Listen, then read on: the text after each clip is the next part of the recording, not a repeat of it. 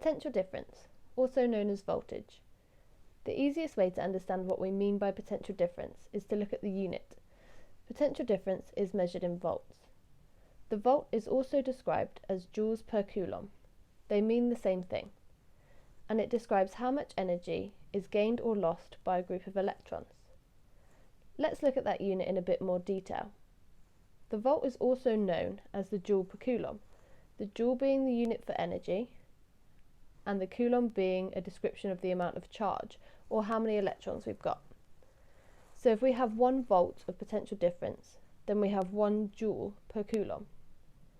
This means that for every coulomb of charge we have passing through the circuit, they're carrying 1 joule of energy with them. So let's look at that in a circuit situation. The job of the cell or the battery is to provide the electrons with energy. If we have a 9-volt battery, then each coulomb of charge that passes through will gain 9 joules of energy. The charge will then carry this energy around the circuit to the components before returning to the battery to repeat the process. Let's look at another circuit situation. This time we've got a voltmeter connected in parallel with a bulb. If the voltmeter reading is 3.5 volts, then each coulomb of charge passing through the bulb is transferring 3.5 joules of energy, allowing it to light up.